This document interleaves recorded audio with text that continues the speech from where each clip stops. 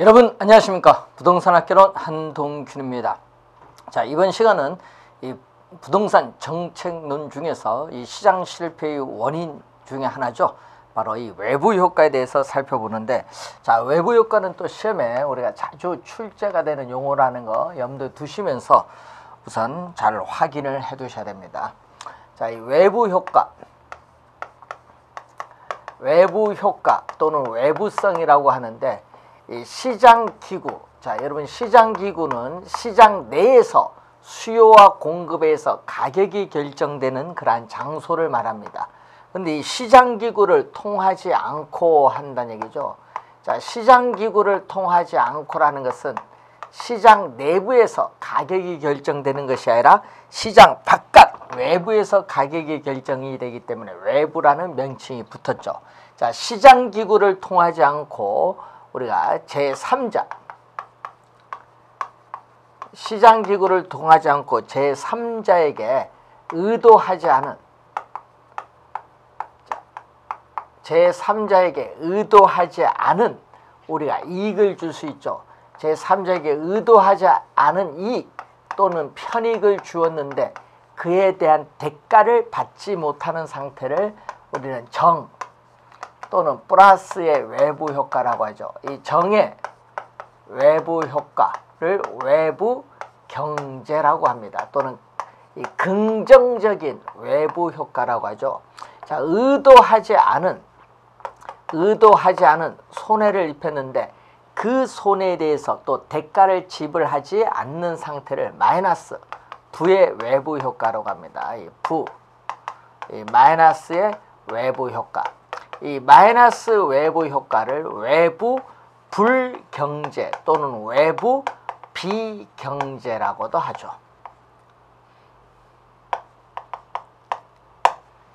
자, 그러면은 이 정의 외부 효과와 부의 외부 효과가 지금 나타나는데, 자, 그럼 이 외부 효과는 크게 우리가 두 가지 측면에서 볼 수 있죠. 이 소비 과정과 이 생산 과정에서 우리가 외부 효과는 우리가 볼 수 있습니다. 자, 외부 효과는 이 소비에 있어서의 과정 그리고 이 생산 과정 두 가지 측면에서 외부 효과는 발생을 하죠. 생산 과정에서 이렇게 발생을 하게 된다는 그런 내용이 되겠죠. 자, 그러면은 이 외부 효과에서 여러분이 개념을 우선 바꿔요. 외부 효과가 발생하는 이유는 사회적 편익이나 사적 편익이 같지 않을 때, 또는 사회적 비용과 사적 비용이 같지 않을 때 외부 효과가 발생한다, 이렇게 보시면 되겠는데, 자, 그러면은 이 외부 효과에 있어서 소비 과정을 보면은 정의 외부 효과의 소비 과정은 이 대표적으로 우리가 교육 서비스를 예를 들어 볼 수 있습니다. 이 사회적 편익, 자, 이 교육 서비스에서 이 사회적으로 얻는 편리함이나 이익이 이 개인이 소비함으로써는 이익보다 훨씬 더 크다 얘기죠. 사적인 편익보다 크다. 그럴 경우에 이 교육 서비스의 경우에 대표적으로 정의 외부 효과가 나타나죠. 자, 예를 들어서 우리가 사적인 편익을 나타내는 우리가 수요 곡선과 이 사적인 비용을 나타내는 공급 곡선이 만나는 점, 이 만나는 점이 이 균형 소비량입니다. 자, 이 만나는 점이 이 균형 소비량인데, 문제는 이만큼 소비했을 때 이 사적인 편익보다 사회적 편익이 더 높다는 얘기죠. 교육 서비스인 경우에. 자, 그러면 이 사회적 편익이 각 우리가 소비량에서 더 높게 나타납니다. 이게 사회적 편익을 나타내는 곡선인데, 자, 그러면 이 사회적 측면에서의 수요 곡선과 사적 비용 공급 곡선이 만나는 점에서 이게 사회적으로 바람직한 최적 소비량인데, 실제 시장에서는 균형만큼 소비를 하고 있기 때문에 이 크기만큼 뭐를 하고 있다? 우리는 사회적으로 바람직한 최적 소비량보다 더 적게 과소 소비하고 있다. 더 적게 과소 소비를 하고 있기 때문에 사회적으로 바람직한 양만큼 소비를, 여러분 사회적으로 바람직한 양만큼 소비를 늘려야겠죠. 이 균형 소비량에서 사회적으로 바람직한 양만큼 소비를 늘려주기 위해서는 교육 서비스에 대해서 우리는 뭐를 지급해야 된다? 보조금을 지급을 해야 된다는 그런 내용입니다. 자, 이 교육 서비스, 우리 대표적인 소비 과정에서 정의 외부 효과고, 자, 이 생산 과정에서는 비용을 갖고 따져야 되는데, 이 사회에서 부담하는 비용이죠. 사회에서 부담하는 비용, 이 사적인 비용을 우리가 보면은 이 사적인 비용이 더 크죠. 자, 예를 들어서 기술 혁신을 우리 예를 들어 볼 수 있는데, 자, 기업이 막대한 연구 개발 비용을 투입을 해서 기술 혁신을 합니다. 그럼 기업이 제품을 생산하는데 소요되는 비용보다 기술 파급 효과로 인해서 사회 전체에서 부담하는 비용이 더 낮아지게 되겠죠. 기술 혁신에 따르는 우리가 기술 파급 효과를 예를 들어 볼 수 있죠. 자, 그러면은 어떻게 돼요? 이 사회적으로 바람직한 우리가 최적 생산량보다 또 더 적게 또 뭐가 된다? 과소 생산되죠. 사회적으로 바람직한 최적 생산량보다 더 적게 과소 생산되기 때문에 우리가 사회적으로 바람직한 양만큼 또 생산량을 우리가 늘려주기 위해서는 뭐를 지급해야겠죠? 우리는 또 기업에 보조금을 지급을 해야 된다는 얘기죠.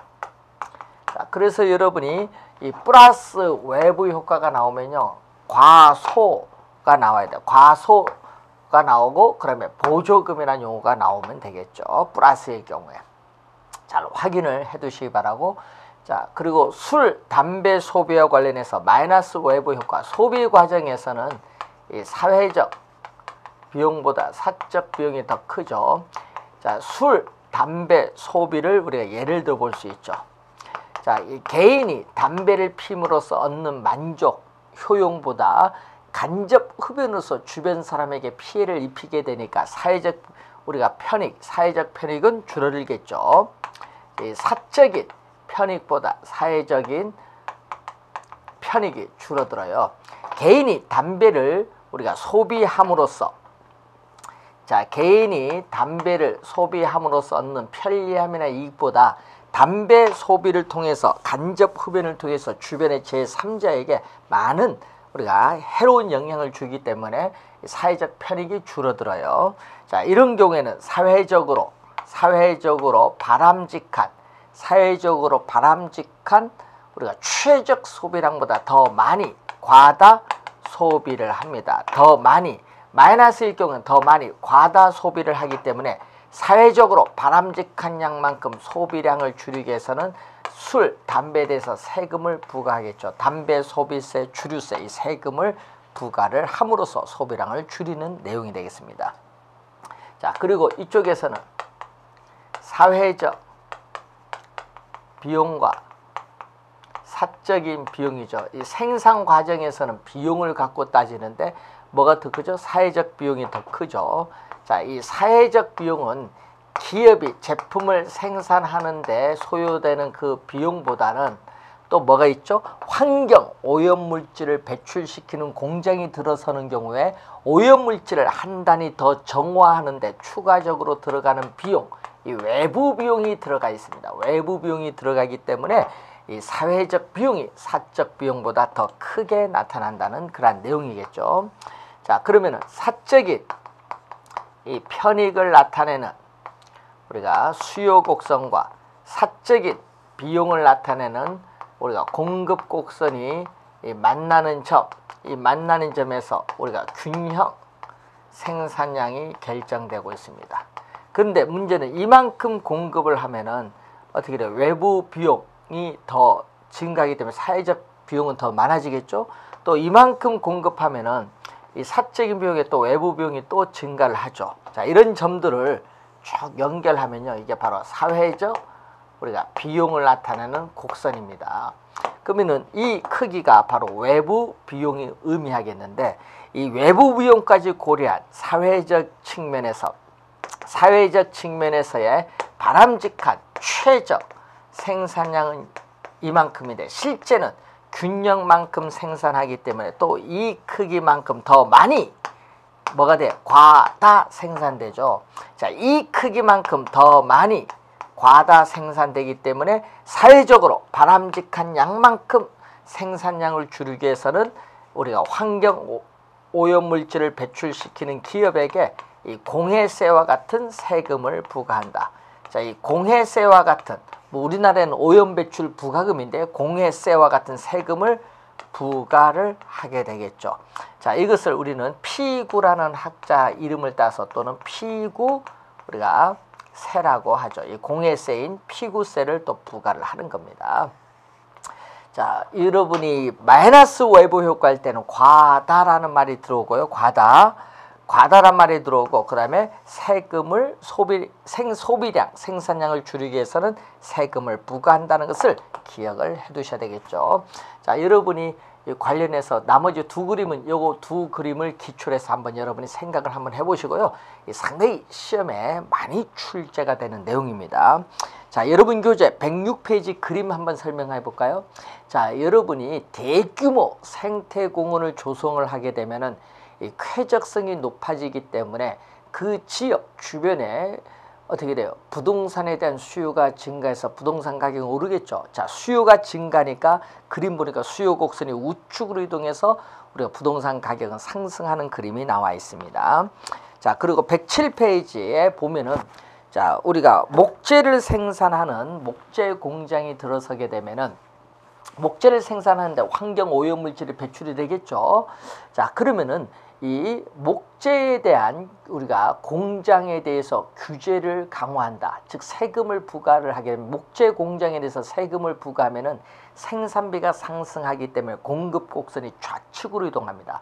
그러면 공급 곡선이 좌측으로 이동하죠. 공급의 감소로 인해서 목재의 가격은 상승하죠. 목재 가격이 상승하면은 또 주택을 만드는 원료인 목재 가격이 오르기 때문에 주택 생산비도 상승해서 우리가 주택 공급 곡선이 좌측으로 이동해서 또 주택 가격도 상승하는 결과를 가져오겠죠. 그 내용이 이제 여러분이 거기에 107페이지에 또 설명을 하고 있는 그러한 내용이 되겠습니다. 자, 그런 내용 위주로 또 여러분이 한번 또 확인을 또 해두시면 되겠네요. 자, 그러면은 자, 여러분이 이제 이 외부 효과, 정의 외부 효과, 부위 외부 효과에 관련된 사항을 설명했고요. 자, 107페이지에 보시면은 이 외부 효과와 시장 기구에 있어서 여러분이 과소, 과다에 대한 얘기가 지금 나와 있고, 108페이지 보시면은 외부 효과에 대한 해결책이 나오죠. 자, 이 외부 효과를 어떻게 해결할 거냐, 이 해결. 자, 외부 효과를 해결하는 방안에 있어서 이 사적인 해결 방안이 있죠. 자, 이 사적인 측면에서의 해결 방안으로서는 공해 물질을 배출시키는 기업과 공해 물질 배출로 인해서 기업의 공해 물질 배출에서 피해를 입은 사람과에 있어서의 뭐죠? 우리는 자발적인 협상을 통해서 외부 효과 문제를 사적으로 해결할 수도 있고, 또 코우주정이라는 게 있죠. 코우주정. 1960년에 나타난 이 코우주정리인데, 이 코우주정리는 우리가 외부 효과 문제를 해결하는 데 드는 비용이 거래비용인데, 거래비용은 제로라고 보고요. 자, 그리고 이 소유권이 불분명한 환경에 대해서 뭐를 부여한다? 재산권을 부여하는 거죠. 자, 이 소유권이 불분명한 환경에 대해서 재산권을 부여해 주는 겁니다. 자, 여러분 환경 오염물질을 배출시키는 기업의 재산권을 부여하든 또는 기업의 오염물질 배출로 인해서 피해를 입은 사람에게 재산권을 부여하든 누구에게 부여하든 관계없습니다. 자, 이 소유권이 불분명한 환경에 재산권을 부여함으로써 정부가 개입을 하지 않죠.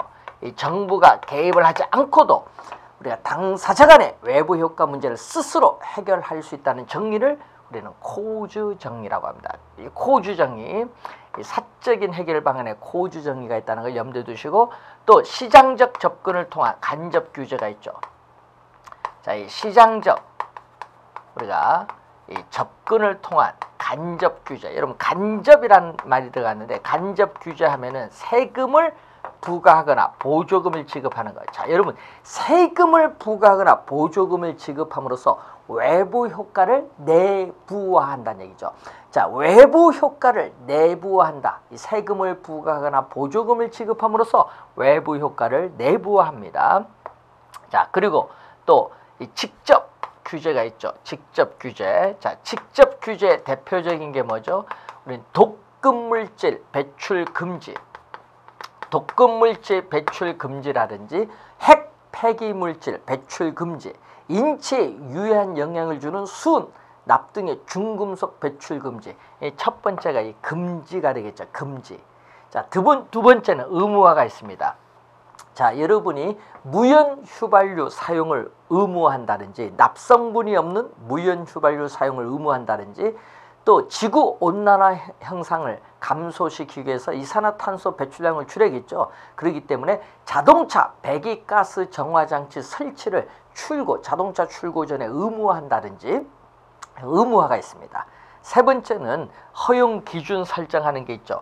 환경 오염 물질 배출 허용 기준 설정, 소음 등의 허용 기준 설정하는 게 있고, 또 용도 지역을 지정하는 게 있습니다. 이런 건 직접 규제죠. 자, 외부 효과 문제를 해결하는 방안, 특히 여러분 또 시험에 마이너스 외부 효과 사례가 주어지고 이 문제 해결하는 방안, 또 출제를 또 한번 우리가 했었던 그러한 내용이 되겠습니다. 한번 확인을 해 두시기 바라고요. 외부 효과 문제 원래 출제할 수도 있는 부분이기 때문에 잘 정리를 해 두시기 바라고. 자, 또 시장 실패의 원인 중에 또 뭐가 나오죠? 공공재가 나오죠. 자, 여러분 교재 109페이지에 공공재. 자, 여러 사람에 있어서의 공동 소비를 위해서 생산된 재화인데, 뭐 어느 재화든 다 공공재가 아닙니다. 공공재가 되려면요, 두 가지 중요한 특성을 갖춰야 돼요. 자, 그럼 공공재 얘기하면 여러분이 뭐 등대라든지 공원이라든지 국방이라든지 치안이라든지 이런 게 다 공공재인데, 그럼 이 공공재의 중요한 두 가지 특성은 우리가 소비에 있어서 비경합성이 나타나는 거죠. 자, 이 소비의 비경합성이 나타난다.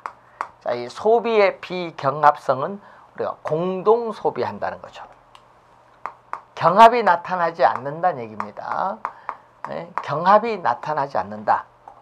자, 공공재를 어떤 개인이 소비를 한다고 해서 이 다른 수많은 사람의 소비를 감소시킬 수 있느냐? 다른 사람의 소비를 감소시키지 않는 이러한 특성을 소비의 비경합성이라고 해요. 소비의 비경합성.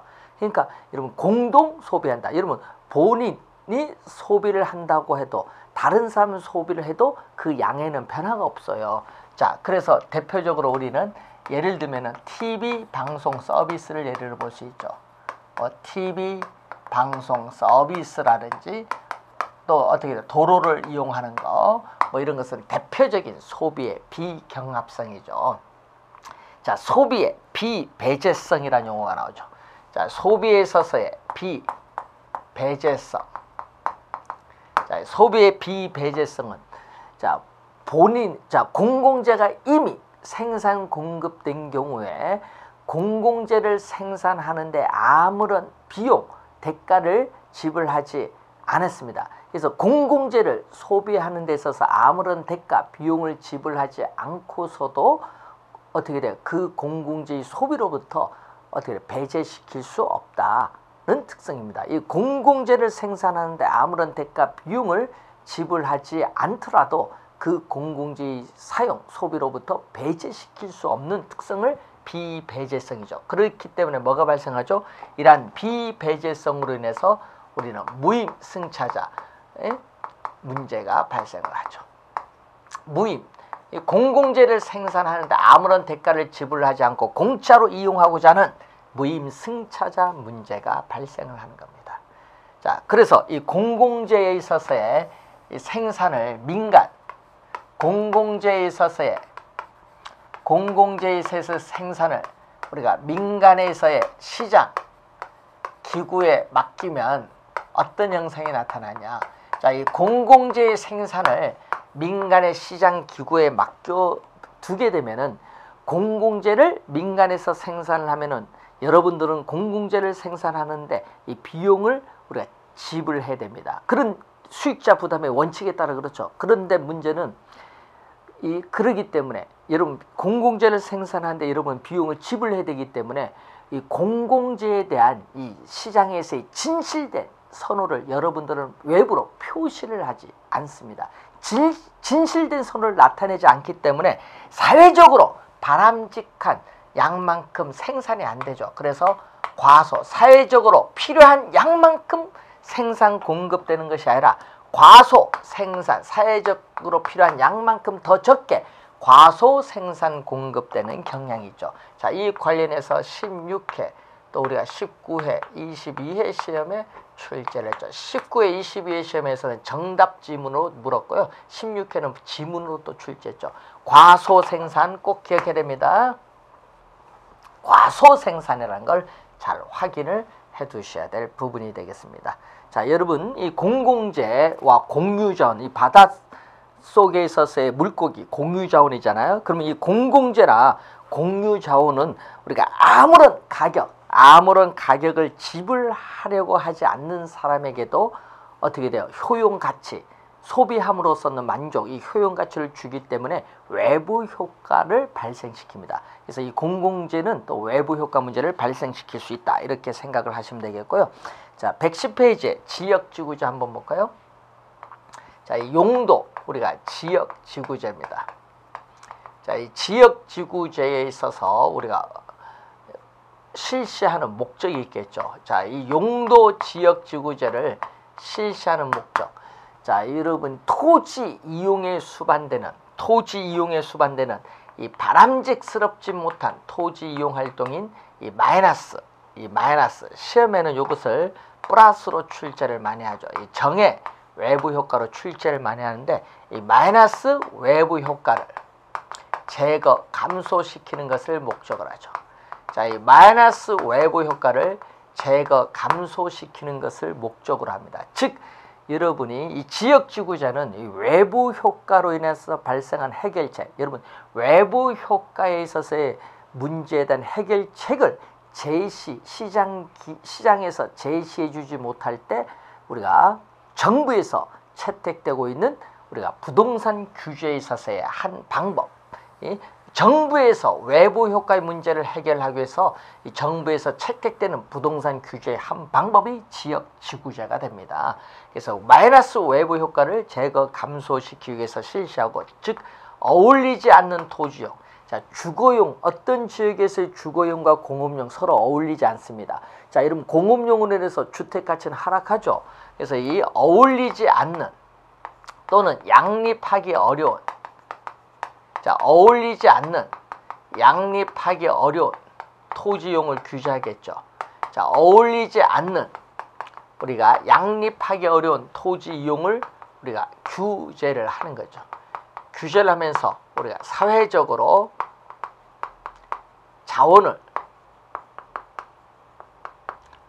자원을 보다 효율적으로 배분을 하기 위해서 지역지구제를 실시하는 목적이 있어요. 또 지역지구제는 이 토지에서의 개발과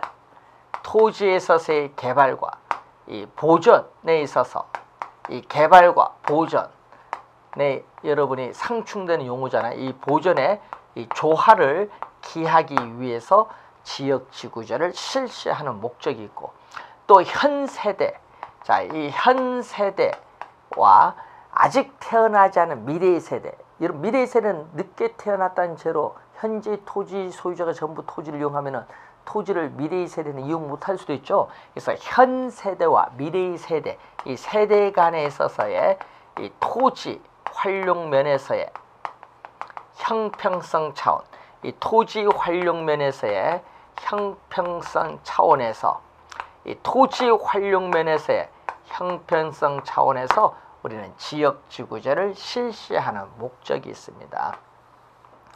지역지구제를 실시하는 목적이 있다. 이 지역지구제와 관련해서 우리가 이 내용들이 시험에 자주 출제를 하죠. 특히 이쪽에서 시험 문제 많이 출제했었죠. 좀 주의를 좀 해두시기 바랍니다. 자, 지역지구제 효과는 뭐 출제를 뭐 하지는 않을 것 같고 넘어가시고요. 자, 111페이지에 지역지구제와 독점의 문제 한번 볼까요? 자, 특정 지역에 어떤 특정 지역에 독점적 위치를 부여하면은 다른 지역과의 경쟁을 배제시키기 때문에 자원의 부적정할당, 비효율적 배분을 야기시킬 수도 있고요. 자, 그리고 사전적 독점, 사후적 독점인데 111페이지 위에서 한 8, 9번째 보시면 이 얘기가 나오죠.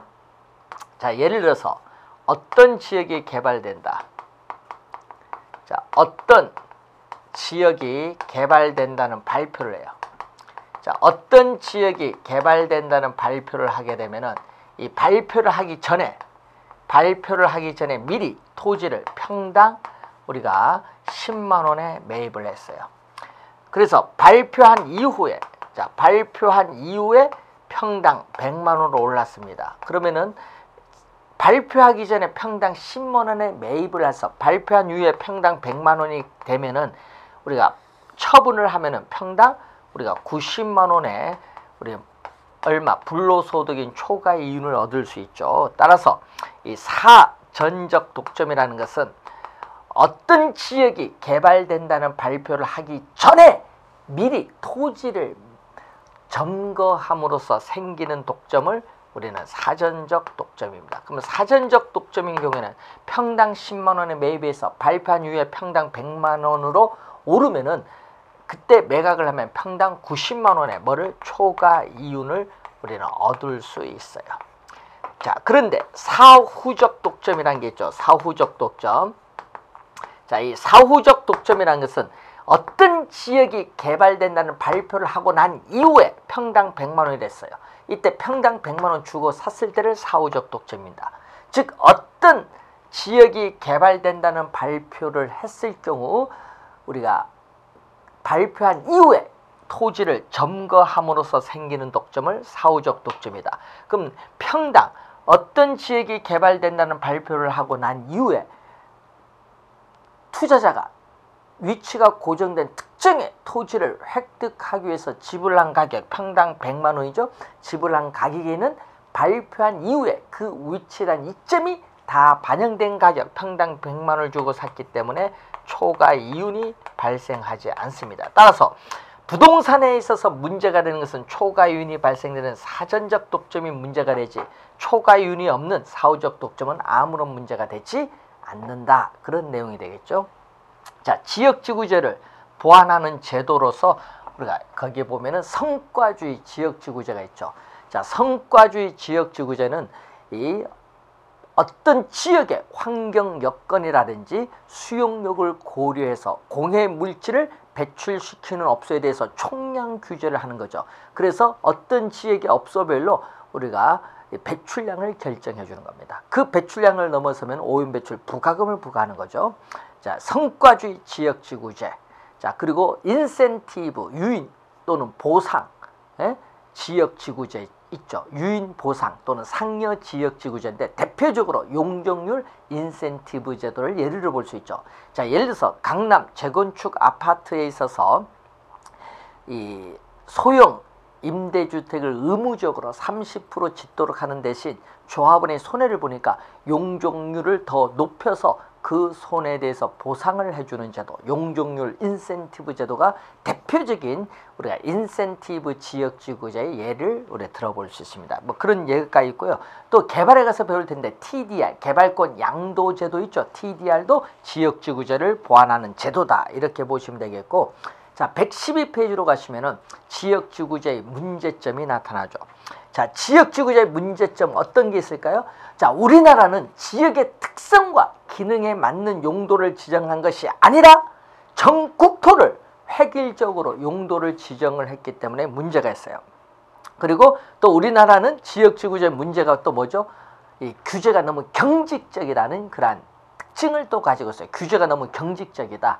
자, 그리고 또 지역지구제를 엄격하게 적용하는 경우 있죠. 지역지구제를 엄격하게 적용하는 경우에는 택지를 조성해서 공급에 제한을 받고 또 토지 소유자에 의한 불법적인 토지 개발 및 이용이 조장, 촉진될 수 있는 문제가 있습니다. 자, 이 지역지구제가 이 사회적, 경제적 측면에서 여건에 신축적으로 대응을 하지 못하는 경우에는 사회적으로 바람직스러운 토지용이 배제될 수 있는 문제점도 나타나고 있죠. 자, 이렇게 여러 가지 문제점이 있기 때문에 한번 확인을 한번 해두시기 바라고요. 자, 여러분 교재 112페이지에 토지 정책이 나오고 있습니다.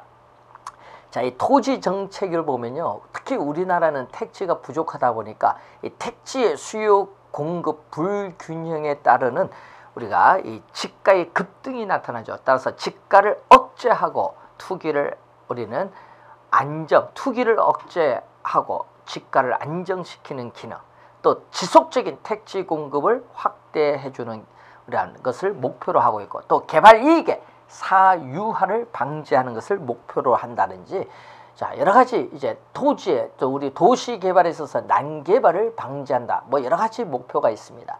그럼 이런 여러 가지 목표를 달성하기 위해서 정부는 시장에 개입을 하게 되는데, 그 개입을 하는 수단이 또 가끔 또 시험에 자주 출제가 되고 있는 부분이죠. 그래서 여러분 교재 113페이지에 이 정부가 부동산 시장에 있어서의 개입을 하는 방법, 이 토지 정책의 목표를 달성하기 위한 토지 정책 수단이 세 가지가 있습니다. 이 직접 개입, 간접 개입, 토지용 규제가 있는데, 이 관련된 사항의 정책 수단이 출제가 예상되죠. 즉 현재 우리나라에서 시행되고 있는 토지 정책 수단이 아닌 것, 뭐 20회 시험에 한번 출제했었죠. 우리나라의 토지 정책 수단에 대한 설명 중 틀린 것, 이런 식으로 출제를 원래 할 수도 있는 부분입니다. 그래서 토지 정책 수단, 이 정부 시장 개입의 방법 상당히 중요한 부분인데, 이 부분은 다음 시간에 강의를 하도록 하겠습니다. 수고 많으셨습니다.